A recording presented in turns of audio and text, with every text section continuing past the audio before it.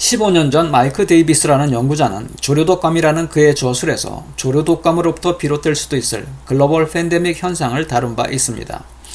그는 일찍이 2000년대 초부터 동남아시아나 중국이 조류독감에 의한 글로벌 팬데믹 현상이 일어날 것을 우려했습니다.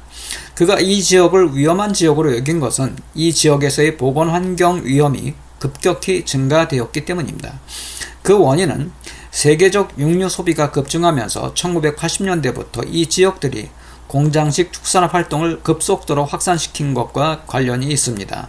한편으로는 이런 지역에서 공장식 축산업 활동이 증가하는 가운데 이들 지역과 다른 도시들 간의 빈번한 왕래가 일어났고, 다른 한편으로는 도시 인근의 슬럼 지역들이 급증함으로써 돌연변이성 전염병 발병과 확산을 위한 내관과 화약 창고가 모두 갖춰지게 됐던 것입니다.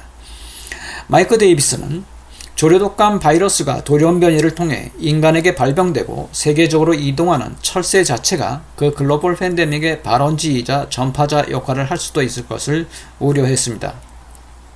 특히 그는 조류독감 바이러스 중에서도 H5N1이라는 바이러스를 가장 우려했습니다.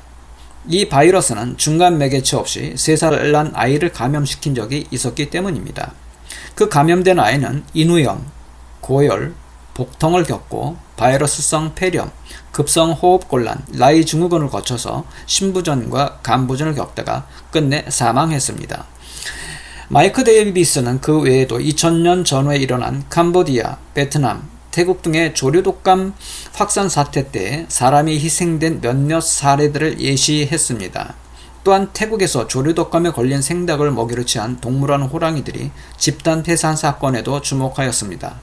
새에서 가축으로 그리고 다시 사람에게로도 병이 옮아갈 수 있기 때문입니다. 게다가 마이크 데이비스는 1918년에 스페인 독감 바이러스 유전자에서 조류독감 인자가 확인되었다는 내용도 소개하고 있습니다. 그리고 마이크 데이비스의 우려에 더하여 세계는 그런 위협에 제대로 대응할 준비가 안 되어 있다는 점도 지적하였습니다. 가난한 나라들은 물론이고 미국조차도 글로벌 팬데믹에 대비할 정책적, 제도적 대비와 관리가 부실했기 때문입니다. 미국의 경우 1980년대 이후 진전된 신자유주의 정책에 의해 공공의료 서비스를 축소시키면서 병상 수도 줄였을 뿐만 아니라 백신이나 항생제 개발에 대한 정부 지원도 축소시켰다는 점을 문제로 지적하였습니다. 또한 제약회사들도 개발과 비축 과정의 리스크가 큰 백신을 개발하기보다는 비아그라와 같은 생화의학 제품으로 돈을 버는데 급급함으로써 유사시 가동시킬 수 있는 백신 공급망을 현저하게 위축시켰습니다. 게다가 미국은 그동안 중동과의 적대적 위기가 생물학 테러 위협을 이유로 천연두나 탄저병 등과 같은 특별한 백신이나 치료제 개발에 막대한 예산을 퍼부었으면서도 정작 일반적인 공공의료 위기에 대한 대비는 거의 하지 않았습니다. 사실 탄저병에 의한 테러 위험 사태가 있긴 했습니다만 그 바이러스는 미국 실험실에서 자국민에 의해 유출된 것이었습니다. 어쨌든 2003년 5월 시카고시에서 생물학적 테러 공격과 대유행병에 대비한 모의 재난 훈련이 있었습니다. 그 훈련 결과 실제 위기 발생 시 시카고시의 비상체계가 완전히 마비된다는 것이 확인되었습니다. 그럼에도 그 모의 훈련은 미국 당국자들에게 큰 교훈을 주지 못했습니다. 결국 시청자분들도 아시는 바와 같이 미국은 최근에 글로벌 팬데믹 앞에서 무력한 모습을 드러내게 되었습니다. 마이크 데이비스는 사실 글로벌 팬데믹이 닥치면 그 희생자의 98%는 미국 밖에서 나올 것이라고 예상하였습니다. 그런데 2020년 10월 9일 기준 코로나19의 세계 희생자들 가운데 미국이 차지한 비율은 그의 예상을 훨씬 벗어났습니다. 통계를 보면 현재 세계 확진자는 3,638만 명, 사망자는 106만 명입니다. 이 가운데 미국은 인구 약 3억 3천만 명 중에 누적 확진자가 783만 명으로서 세계 확진자의 21% 이상을 차지하고 있고, 누적 사망자는 21만 7,700명으로서 세계 사망자 가운데 20%를 차지하고 있습니다. 미국은 또한 2002년 세계보건기구에서 가난한 나라들에서의 복제의약품 공급을 불허함으로써 세계보건기구가 글로벌 팬데믹에 효과적인 대응을 할 수 없게 했습니다. 물론 그 조치는 관련 제약 업체들의 이익을 지키기 위한 것이기는 합니다만 마이크 데이비스는 미국이 그 이상의 역할을 하기를 기대했습니다. 물론 가난한 나라들은 그들대로 그와 관련된 대비에 소홀했습니다. 참고로 한 가지 더 말씀드리면 마이크 데이비스는 과거 동남아시아나 중국에서 조류 독감이 발병했을 때 이들이 그 사실을 숨긴 것 때문에 관련 국제기구가 충격을 받았다고 했습니다. 일본도 마찬가지였습니다.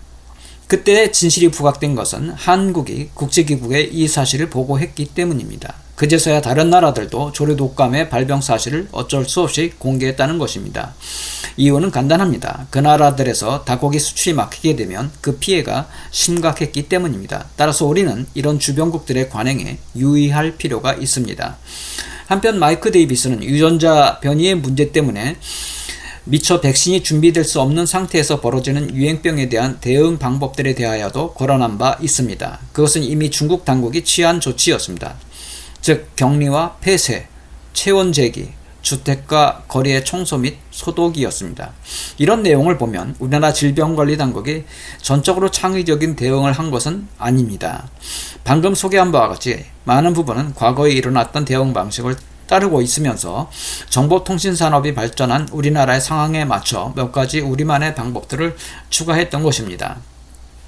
그러면 이런 점 때문에 또 K방역이 별거 아니라고 생각할 수도 있겠습니다.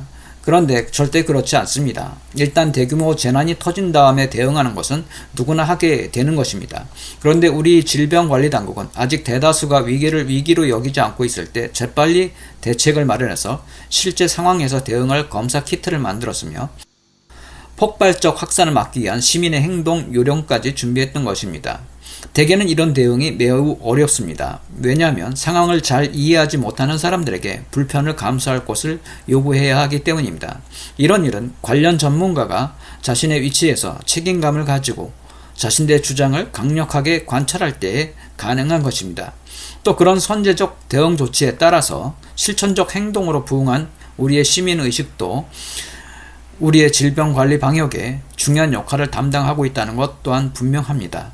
각종 통계로 확인할 수 있는 것처럼 우리나라의 방역 활동은 대체로 우수한 것임이 분명합니다. 따라서 당분간은 정치, 경제, 사회, 문화, 종교적 이해관계를 넘어서 모두 질병관리 당국의 요청에 협력하는 것이 바람직합니다.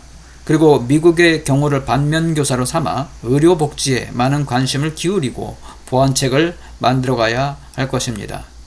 이상 시청해 주셔서 감사합니다.